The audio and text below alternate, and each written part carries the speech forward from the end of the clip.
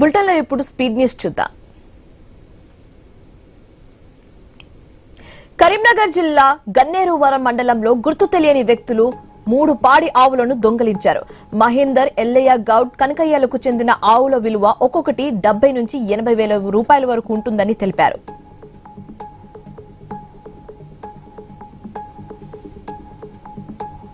తిరుమల 2వ ఘాట్ రోడ్డులో ప్రమాదం జరిగింది. మలుపు వద్ద వేగంగా వస్తున్న కారు డివైడర్ ను ఢీకొట్టి బోల్తాపడింది.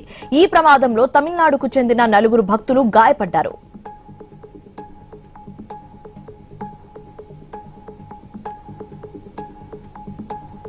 హైదరాబాద్ లోని బషీర్బాగ్ నుంచి ట్యాంక్ బండ్ వరకు రన్ ఫర్ సోషల్ జస్టిస్ నిర్వహించారు. బీసీలకు 42% రిజర్వేషన్ అమలు చేయాలని డిమాండ్ చేశారు. కేంద్ర మంత్రి సావిత్రి ఠాకూర్ హైదరాబాద్ లో పర్యటించారు.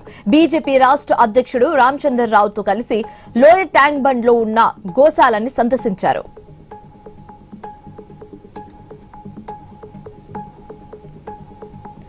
అల్లూరి సీతారామరాజు జిల్లా పాడేరులో జనజాతీయ గౌరవ దినోత్సవం నిర్వహించారు.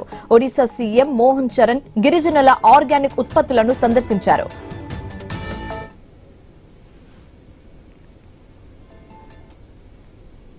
పల్నాడు జిల్లా పెదకూరుపాడు నియోజకవర్గంలో విషాదం చోటు చేసుకుంది.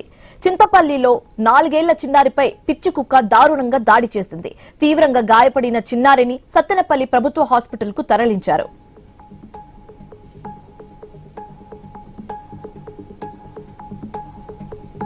ప్రపంచ మధుమేహ దినం సందర్భంగా తార్నక వెల్ఫేర్ అసోసియేషన్ ఉచిత హెల్త్ క్యాంప్ ను కేంద్ర మంత్రి కిషన్ రెడ్డి ప్రారంభించారు. కాలనీ వాసుల యోగ క్షేమాలు తెలుసుకున్నారు.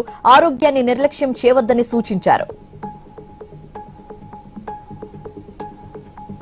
తూర్పు గోదావరి జిల్లా నిడదవోలు పురపాలక సంఘం వజ్రోత్సవం ఘనంగా జరిగింది. మంత్రి కందుల దుర్గేష్ 5K రన్ ప్రారంభించారు. నిడదవోలు మున్సిపాలిటీని మరింత అభివృద్ధి పదంలో నడిపించేందుకు కృషి చేస్తామని తెలిపారు.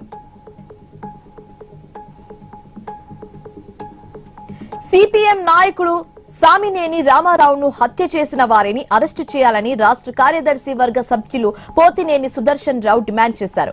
ప్రజా సమస్యలపై పోరాడిన నాయకుడిని హత్య చేస్తే నేటికి దోషులను పట్టుకోలేదని మండిపడ్డారు. పోలీసులపై అధికార పార్టీ నేతల ఒత్తిడి ఉందని ఆరోపించారు.